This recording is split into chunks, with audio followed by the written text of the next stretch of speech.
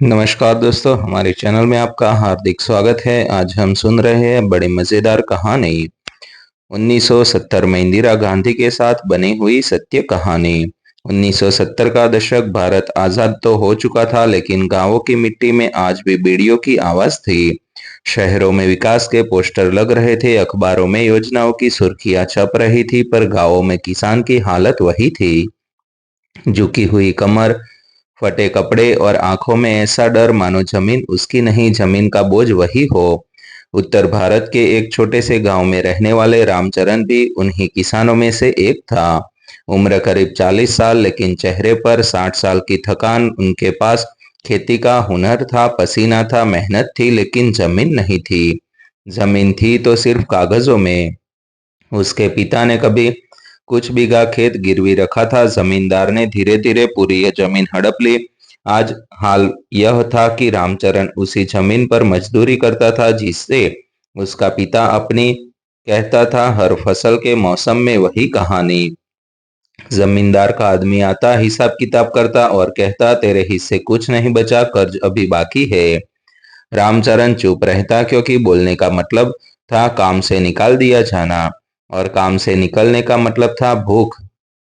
उस रात गांव में पंचायत लगी। किसानों ने पहली बार खुलकर बात की। हमारे पास क्या है? सिर्फ हल और हाथ। और जमींदारों के पास सैकड़ों एकड़ जमीन। एक बूढ़ा किसान बोला, हम आजाद भारत में गुलाम है। उस रात रामचरण घर लौटा तो उसकी पत्नी सीता चूल्हे के पास बैठी थी। आधी रोटी, थोड़ा सा नमक। बच्चों की आंखें सवाल पूछ रही थी। सीता ने धीमी आवाज में कहा, आज भी जमींदार ने पूरा अनाज रख लिया? रामचरण ने सिर हिला दिया। सीता की आंखों में आंसू थे, लेकिन आवाज में हिम्मत। कब तक? यही सवाल रामचरण को भीतर से खा रहा था। अगले दिन गांव में खबर फैली, प्रधानमंत्री इंदिरा गांधी किसानों से मिलने वाली है। लोग हंसे। हम जैसे गरीबों से, दिल्ली वालों को हमारी क्या फिक्र। लेकिन रामचरण के अंदर कुछ टूटकर जुड़ गया। उसने अपने पुराने संदूक से कुछ कागज निकाले। फटे, पीले पड़े, आधे गले हुए। यही उसकी जमीन के कागज थे। यही उसका सबूत। यही उसका दर्द। सीता ने पूछा, तुम कहाँ जा रहे हो रामचरण? रामचरण बोला, दिल्ली। दिल्ली? पागल हो गए हो? वहां कौन सुनेगा? रामचरण की आंखों में पहली बार डर नहीं था। अगर आज नहीं बोला तो हमारे बच्चे भी ऐसे ही मजदूर बनेंगे। दिल्ली का सफर, गांव से शहर तक का सफर जितना आसान नहीं था। भीड़ भरी ट्रेन, फर्श पर बैठा किसान, हाथ में गठरी और दिल में उम्मीद। दिल्ली पहुंचते पहुंचते उसके पैर जवाब दे चुके थे, लेकिन मन जिंदा था। प्रधानमंत्री आवास के बाहर सैकड़ों लोग थे। किसी को नौकरी चाहिए, किसी को मुआवजा, किसी को इंसाफ। रामचरण चुपचाप खड़ा रहा। उसने सोचा, अगर एक मौका मिला तो मैं सिर्फ अपनी नहीं, लाखों किसानों की बात करूंगा। कई घंटों बाद उसका नंबर आया। कमरे में दाखिल होते ही उसने सामने देखा, सफेद साड़ी में एक महिला, गंभीर चेहरा, तेज नजर। इंदिरा गांधी। रामचरण के हाथ कांपने लगे। उसने फटे कागज सामने रख दिए। इंदिरा गांधी ने कागज देखे, फिर किसान की आंखों में देखा। क्या चाहते हो? आवाज सख्त नहीं थी, लेकिन सीधी थी। रामचरण ने कांपती आवाज में कहा, मैडम, जमीन। कमरे में सन्नाटा छा गया। जमीन? हाँ मैडम, हमारे गांव में कुछ लोगों के पास सैकड़ों एकड़ है, और लाखों किसान ऐसे हैं जिनके पास सिर्फ जमीन के कागज है। कानून जमींदारों को बचाता है, किसानों को नहीं। इंदिरा गांधी चुप रही। बहुत देर तक रामचरण को लगा शायद गलती कर दी, शायद बाहर निकाल दिए जाएंगे। तभी इंदिरा गांधी कुर्सी से उठी। उनकी आवाज में गूंज थी, अगर यह कानून किसान को ही ना बचा पाए तो इस कानून को बदलना ही पड़ेगा। रामचरण की आंखों से आंसू बह निकले। वह समझ नहीं पा रहा था, यह सपना है या हकीकत। इंदिरा गांधी ने आगे कहा, तुम अकेले नहीं हो, तुम्हारे जैसे लाखों किसान हैं और अगर उनकी आवाज यहाँ तक पहुंची तो सरकार को सुनना पड़ेगा।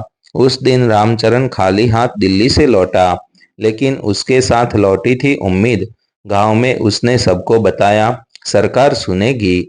लोगों ने पहली बार विश्वास किया और फिर 1971 से 1976 तक के बीच भारत में इतिहास बनने लगा। सीलिंग ऑन लैंड होल्डिंग्स भूमि सीमा कानून, बड़ी बड़ी जमीनों की अतिरिक्त हिस्सेदारी सरकार ने अधिग्रहित की। जमींदारों के किले हिलने लगे, गांवों में हलचल मच गई। लेकिन यह लड़ाई आसान नहीं थी। जमींदार विरोध में थे, अदालतें भरी थी, राजनीति गर्मा गई थी और इसी संघर्ष के बीच रामचरण का नाम गांव की लिस्ट में आया। भूमिहीन किसान पात्र। गांव में सुबह कुछ अलग थी, हवा में वही मिट्टी की खुशबू थी, लेकिन लोगों की आंखों में अब डर से ज्यादा बेचैनी थी। हर चौपाल, हर खेत, हर कुएं के पास बस एक ही चर्चा, सरकार जमीन छीनने वाली है। जमींदार चुप नहीं बैठेंगे। किसानों को सच में जमीन मिलेगी क्या? रामचरण ने घर के बाहर भी लोग जमा थे। कोई उसे हीरो कह रहा था तो कोई डर दिखा रहा था। जमींदार तुम्हें बर्बाद कर देंगे, तुम्हें दिल्ली जाकर सब गड़बड़ कर दी। रामचरण चुप सुनता रहा, उसने कोई आवाज नहीं दिया, क्योंकि वह जानता था अब बात उसकी नहीं रही, यह पूरे गांव की थी। जमींदारों का डर।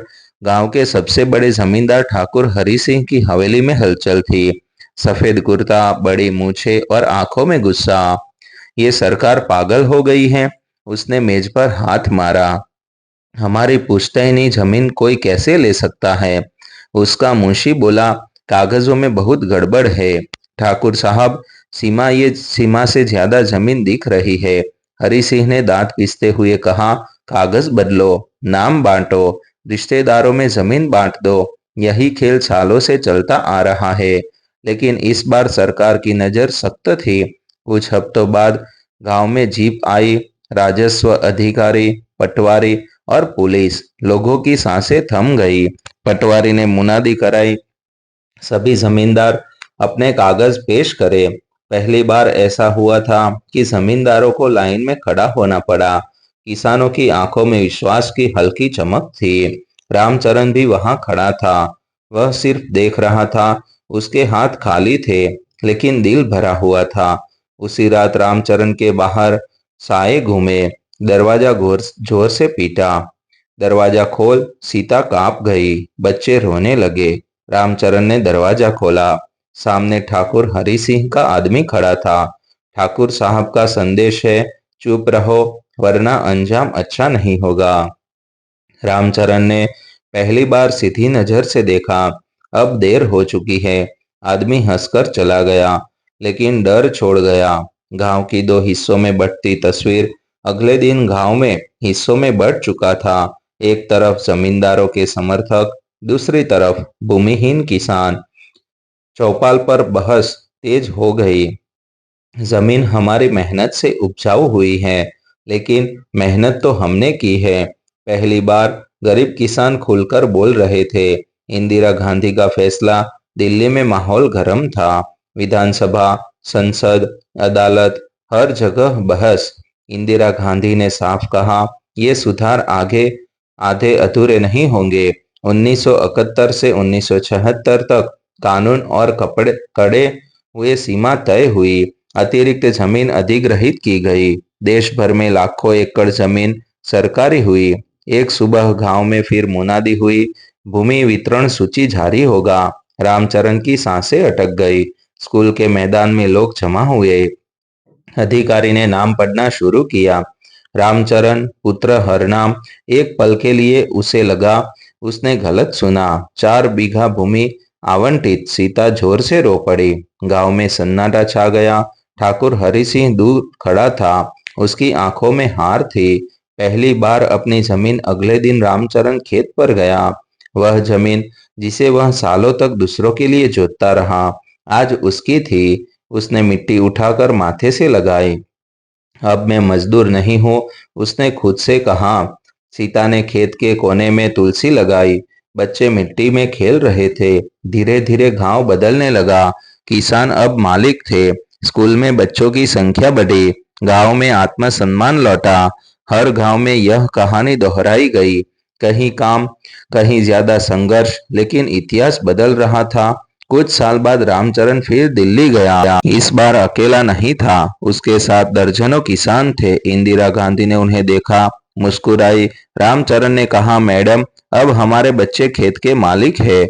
इंदिरा गांधी ने जवाब दिया, यही लोकतंत्र है। यह सिर्फ रामचरण की कहानी नहीं थी, यह लाखों किसानों की आवाज थी। एक फटे कागज से शुरू होकर पूरे देश की तस्वीर बदल गई। और जब भी कोई कहता है एक आदमी क्या बदल सकता है, तो याद रखिए, इतिहास अक्सर एक ही आवाज से शुरू हो सकता है। दोस्तों, यह कहानी किसी एक व्यक्ति की नहीं, बल्कि उस दौर की सच्चाई है जब आम किसान अपनी आवाज के लिए संघर्ष कर रहा था। हमारा उद्देश्य किसी राजनीतिक पार्टी, विचारधारा या नेता का समर्थन करना नहीं है। हम किसी भी राजनीतिक पार्टी के समर्थक नहीं हैं। यह कहानी केवल जानकारी और जागरूकता के लिए लिखी गई है, ताकि इतिहास के उन फैसलों को समझा जा सके जिन्होंने आम लोगों की जिंदगी को प्रभावित किया। अगर आपको यह कहानी सोचने पर मजबूर करती है, अगर आपको लगता है कि ऐसी सच्ची घटनाएं नई पीढ़ी तक पहुंचनी चाहिए, तो लाइक जरूर करें, ताकि हम ऐसे ही और कहानियां लाने की प्रेरणा मिले। शेयर करें ताकि यह जानकारी ज्यादा से ज्यादा लोगों तक पहुंचे, और सब्सक्राइब करें ताकि समाज, इतिहास और जमीन से जुड़ी ऐसी दमदार कहानियां आप तक लगातार पहुंचती रहे। आपकी एक छोटी सी मदद किसी बड़ी सोच को आगे बढ़ा सकती है दोस्तों, तो लाइक और सब्सक्राइब जरूर करें।